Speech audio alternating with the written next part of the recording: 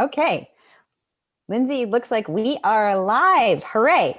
All right. So, everybody, welcome to Mighty Mystery Interviews. I'm your host, Sara DiVello. And today I am absolutely thrilled to be with Lindsay Rogers Cook, author of How to Bury Your Brother. And we have our matching books, ebook and paperback. We're swinging in it, old school and new school style. Lindsay, I'm thrilled to host you. Tell us about your book.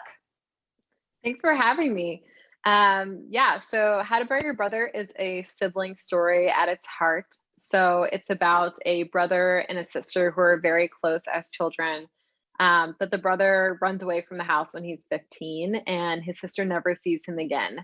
The next she hears of him, he's dead of an opioid overdose, and she's at his funeral. So when she's at the funeral, there's so many unanswered questions about where he's been, what he's been doing, what it means for the family, and what secrets her parents and other members of the family are keeping from her. So later on, she discovers a box of sealed letters in her childhood family home, and they're letters that her brother wrote shortly before his death. There's not a letter for her. There is one for her mother. And she decides to deliver the letters to learn more about him. And she uncovers a lot of secrets, including why he left and more about how he died in the process. And this is such an important topic and something that so many Americans can relate to. So thank you for bravely starting the conversation about this, about the opioid crisis in such a personal, beautiful, and heartfelt way. New York Times bestselling author Nathan Hill says this is a deeply wise book about the secrets that families keep and the dysfunction that grumble just beneath the surface. A profoundly honest and insightful and beautiful novel. That is one, but many beautiful reviews. Nathan also says that Lindsay Rogers Cook has blessed us with this penetrating, page-turning mystery about that greatest mystery of all, family. So I think that's something that even more of us can relate to, because so many of us are wrestling with questions about our family and why certain members of the family act in certain ways. So this is relatable in so many different ways. So Lindsay, how long did it take you to write this book? I've been writing it since 2014, so it took a while. I wrote it, I discarded a lot of chapters, I deleted characters, I changed the ending about 15 times, so lots of twists and turns along the way, but I think that is what helps make it twisty and turny for the reader, is that even I didn't know how it ended. Exactly. And as you and I have chatted about, there are two different kinds of writers in this world. There are plotters and there are pantsers. You, my friend, fall into the pantser category. So tell us about what that was like to write this book as a pantser. And so for the audience, if you're not sure what that is, there are two kinds of writers. One sits down and rigorously, carefully plots out, every single thing that's going to happen, then writes it. Then there's the wild and crazy characters like Lindsay and I, who just see where the story takes us. So Lindsay, what was that like? Is that why you had to write the ending 15 times, or did tell us about that? Yeah, it was terrible. I'm sure that it would have been a lot more fun if I could be, thank you, if I could be a plotter. It all seems very civilized and adult and mature, but unfortunately, no. Part of my strategy for finishing the book, there was a 4-month period where I decided that I could only drink wine or coffee if I was sitting at my desk. That's what I had to do to motivate myself to push through the uncertainty. But it also makes it a lot more exciting, I think, because I don't know what's going to happen. So I could definitely travel along with Alice and kind of learn more about Rob and learn more about her as she is doing the same thing. So it definitely kind of felt like Alice and I were together in a canoe along the Georgia River, trying to figure out all these mysteries. I absolutely love that. And I have so many questions. So first of all, I'm intrigued, wine or coffee being the only two beverages that you allowed yourself to drink at your desk. So which were you drinking when you wrote these 15 different possible endings? And how did that help or definitely the hinder? wine, or maybe as it got to more endings, like a martini. Yeah, the ending was a struggle for me. So I always knew what the final letter would be. That was kind of something I knew from the very beginning, what that final letter would be. But I struggled a lot with what would happen after. And I think when you have a book that the stakes are so high, on one hand, you kind of want to like reward the heroes and kind of like punish the villains. But when you get into a family with so many secrets in a Southern family, I think there's really never like a hero and a villain. Everyone has, lightness and darkness inside both of us. So that makes it difficult when you're trying to be like punitive as the writer. So I went back and forth very many times with what the future of Alice's life would look like. And I think ultimately it's mostly up to the reader, but I give you some hints of what I think. Well, that is very mysterious, and I can't wait to read it. So, speaking of family, I understand you have a brother. How did he react when he saw the title of this book? He is fine with it. So from the very beginning, when he saw the title, he actually didn't even know what the title was. And then someone came up to him and said, "What did you do to your sister?" And he was like, "What?" And he figured out that we changed the title to How to Bury Your Brother. So he's very much still alive and well. Title has nothing to do with him. And he's been a very good sport about it, especially with how many people have been asking him if he cares about the title. May I suggest that you send him a shovel for Christmas? Just leave it unsaid. That would be the beginning of the second mystery. Exactly. You segue from letters to boxes, and he gets the first one, and it's just a shovel, and it's unsigned, but he knows who it's from because he's read the book. Right. That would be very frightening. I wouldn't want to get a shovel like that. No, but I do love the book title because it's so intriguing, right? Like I need to know more. So did it arrive as a lightning bolt of brilliance? Did you have to try on, 100 other things? Tell us about how you found this very interesting title. So I would say it did arrive as a lightning bolt of brilliance, but not my lightning bolt of brilliance, my editor's lightning bolt of brilliance. So I struggled with the title. I am not good at coming up with titles. I gave the book so many titles over the years that I was working on it. I want to say some good, some bad, but they were all kind of just bad, especially in comparison to this. So I was actually about getting ready to go on a trip, and I just got an email from the editor who was saying like, "Here's the new title," and I was like, "How to Bury Your Brother." Oh gosh! But then wow. So that's how it happened. Your editor came up with it and just said it to you. And I'm sure I probably could have like fought if I wanted to, but it was after like months of negotiation about like what the title should be and months of brainstorming, and I loved it immediately. I think that it's it definitely, it's very curious. It's like, oh. It is curious. And I think it ended up exactly, I absolutely loved it. Tell us about your path to publication. Were you hacking your way through a jungle? Were you speeding along on a superhighway? What did it feel like? How long did it take? Tell us all the things. I would say maybe like a super highway where you're going really fast, but then you're going in a circle. And you don't know. More of a NASCAR. Yeah, like a NASCAR circle. So when I was writing, I didn't do any research on the publishing industry. I knew nothing about it, which I actually would probably recommend to other people because I think you can go down such a rabbit hole because there's just so much to learn. But what that meant is that when I was finally ready to start looking for an agent, that I had no idea, like I didn't know, the names of the top publishers or the top agencies or anything about querying or really anything about how the book publishing process worked. Mhm. So yeah, it was a rough go at the beginning. I actually had one agent, and then we ended up parting ways, and I got my second agent, who I love dearly. And she's the one who ended up bringing the book to market and selling the book. So I think that it ended up perfect, but it was painful getting there. I think that sort of encompasses the entire thing, right? It ended up where it needed to be, but it was painful. For so many of us can relate to that. Not just about, for the writers in the audience, and certainly we can all relate to that. But for all of us who are just on the journey of our lives, trying to get to that next chapter, be it metaphorical or literal, the next stage of our journey. And I think you said it so beautifully. I think So too for the writers that it's very difficult if your book doesn't fit into one genre necessarily. So I've had a lot of trouble like deciding for me and with agents and querying and editors like what to actually call this mhm. because it's like kind of a family drama, it's kind of Southern fiction, but at the same time, it doesn't have some of the usual tropes that Southern fiction has. It has mystery elements, but it's not really a thriller.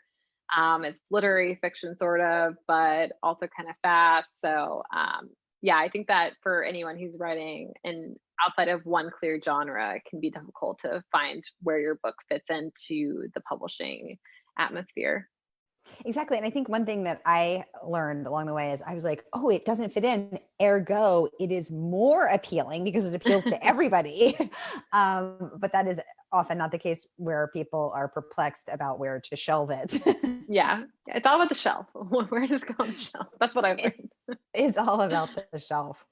Tell us about some of the titles that didn't make it into the final cut. So the original title that I had for several years was The Funeral Parade. Hmm. Um, I still like it, but apparently people don't like to read about funerals. Who would have known? And then I think one of the worst titles I came up with was Scallywags and Scholars, which I sounds love like, it. I mean, I'm intrigued, but it's kind of like you maybe are a pirate. And then Words Left Unsaid was another title, but also kind of sounds like a little too women's fictiony, I think. This is also not the original cover, so we also changed cover. Oh my goodness, So so many lots of iterations. changing. Yes. And what were some of the other covers like? The original cover, it's on my Instagram if you want to see it in the book's highlight. Follow me on Instagram. But it has flowers around it. So it's kind of cool because it has like all these pink flowers because the book has it deals with environmental issues and the main character is a water conservationist. So it matched the theme. But the whole cover was like pink. And so it looked very like girly in a way that it's not really like a necessarily like a girly book. So they changed it again Wow. with an email, but I love the second cover. So And Lindsay, you're just hitting so many topical, important issues today: the environmental crisis, the water crisis, the opioid crisis, in a way that doesn't feel preachy or doesn't feel, too heavy, but yet is making this so relevant and so, important for all of us to read. So, was that your thought? Were you like, I want to write about the environmental crisis, and I shall disguise it as a Southern, or did it just happen to be that way? it just happened to be that way. I mean, I think it is really it's difficult when you decide that you're gonna do like an issues book. I think I've heard a lot of writers say that if you want to write like a book about mass incarceration or the opioid crisis or whatever. I mean, I am a journalist, so I do reporting and editing for the New York Times. So I think that if I did want to kind of dive into a specific topic, usually I dive in more on my journalistic side and more on the nonfiction side. So I've done a lot of articles over the years about environmental issues and the opioid crisis, health disparities. I'm reporting a lot on the coronavirus right now. But in terms of the environmental aspect, I wanted to give Alice something that was wholly her own, just because she deals with so much difficulty in the book with her Mm. family. So I wanted to kind of have her have like a safe space. And I think that for her, that's the outdoors. And it's kind of uniquely hers, something that she shares with Rob in childhood and then takes through her adulthood. Um, and then I got the idea of the job from one of my best friends, who this is actually her job. So I just stole it from her. And I think it works because even though I was writing Southern fiction, I wanted the main character, Alice, to have like to not be a homemaker, to have like basically like a real job with like a real passion. Like she has a master's degree. And that was important to me to just kind of go against some of the existing tropes in Southern fiction. Yeah, I think that is really important. And again, something that I really admire both in your intention and your execution on this book. Um, so again, I'm so excited to read it. Lindsay, what's some of the worst writing advice you've ever gotten? I think probably the worst advice I've ever gotten is that you have to write every day to be a writer. just because I think that that really is a disadvantage for women and people of color who have so many other things that they're dealing with. And I think that if that advice wasn't so prevalent, that we would probably have more of those books, because I would put this book aside for months at a time to deal with work or family stuff. I mean, most people can't just take 2 years of their life unpaid and work on a book. If you can, that's awesome, but most people can't. So I would say if you want to be a writer, don't worry if you don't write every day or every week or every month or during the entire coronavirus pandemic. You'll be okay. Yeah, thank you so much for raising that as a point, because I do think that historically, especially, writing has definitely had a very large element of privilege to it. I mean, all the way back to, Virginia Woolf and A Room of One's Own, right? You have, and Yeah. what was it? She said $80 a month or something. So not everyone had a room of one's own, and not everyone had $80 a month, and not everyone has the equivalent of those two things today. Yeah. And yet everyone has stories to tell, and some of us are called to tell them. And so I do think that that's so important, because the more that we make it seem inaccessible, and we have all of these rules and these regulations and these shoulds around it, the less it seems accessible to people who don't have access to that, to the privileged room. So Yeah. I think, thank you for sharing that. You didn't write for months at a time, because for various reasons, including your other career as a journalist, and dealing, as you said, with family things and all of those real world things that all of us have to deal with. I know I have not been able to write during the pandemic at all. It's like my attention span has shrunk very to the size of a flea, and the I'm here to creativity tell just you it's hasn't been there. okay. You'll be okay. Okay, good. Thank Everything's you going to for be that. fine. All right. So everyone, you heard it straight from Lindsay. It's going to be fine. You don't have to write every day, and especially during a pandemic or at all. Be kind to yourself. Be kind to yourself. Exactly. Lindsay, what's your favorite scene from this book? For me, it's definitely the first letter that Alice delivers, because that was the point where I kind of wasn't completely committed to finishing the book. I started the book and I kind of wasn't really thinking about it as a book. I was kind of like, oh, I'll just, mess around and do some writing here and there on this weird project.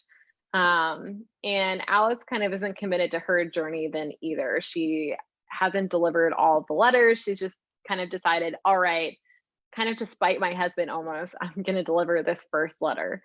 And the secrets that she uncovers from that first letter hook her into the rest of the journey. And they also hooked me in and made me want to finish writing it. So I'll always have a soft spot in my heart for that scene. Oh, that's fabulous. I love it. Lindsay, looks like we're getting some questions from our watchers. People want to know, are you working on something else, on your next book, your next project? I am. So my deadline for my next book is July 1st. So it's coming up. Please don't repeat that. I don't want to know. I want to kind of live in a calendarless world where time is slippery and deadlines don't exist. Unfortunately, no. So I'm working on that book. It comes out next summer, so summer 2021. It's set in Memphis, Tennessee, Ooh. and it's about the pitch is that a rootless linguist is told that for every day she stays in her hometown of Memphis, Tennessee, she'll get one of her mother's writings from a time that she doesn't know about, where her mother went out of the country with an old flame.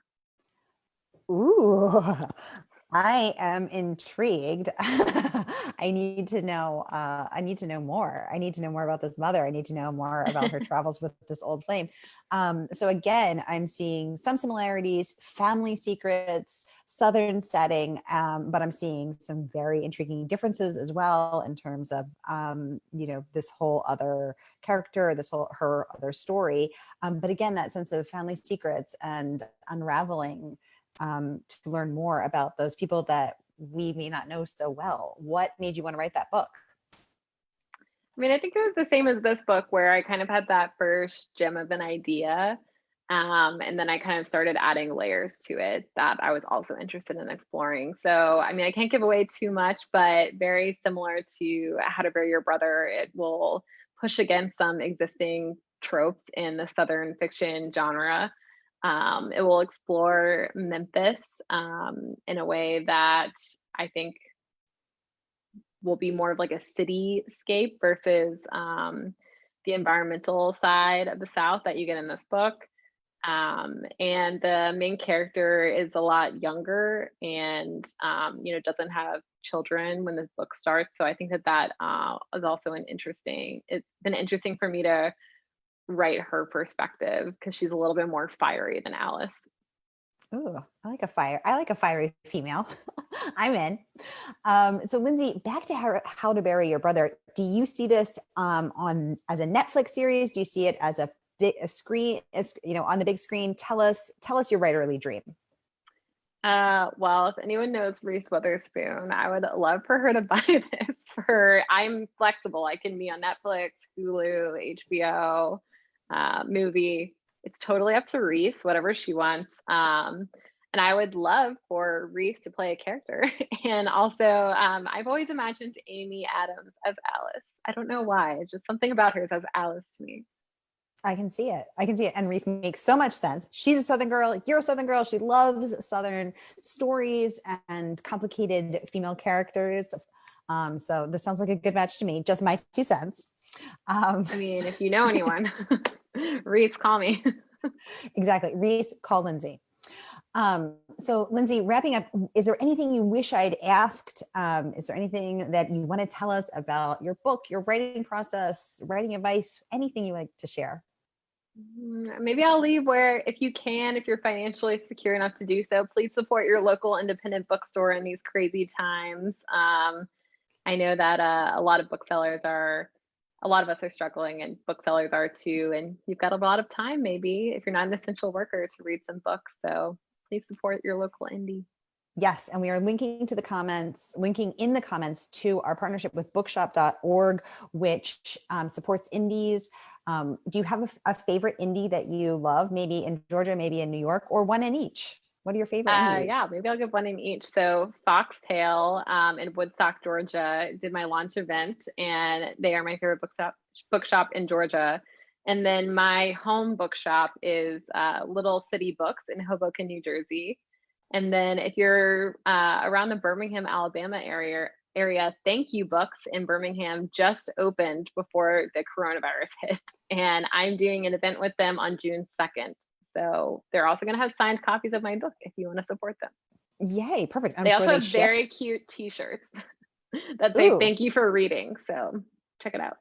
I feel like I need to have one of those immediately. I think we all do. So that will be great. We love indies. We have a very special Authors Love Indies series here on Wednesdays, where we pair authors with their favorite indies. And they talk about the love of books. So we love indies, we love authors, and we are very happy to support both of them. So, and thank you for supporting indies and for that shout out and for that reminder. Lindsay, it has been so great talking to you, and cannot wait to read the book, and now can't wait to read your next book. Do you have a title for the next one? Are you still working your way through that? There is a title, but I can't share it yet.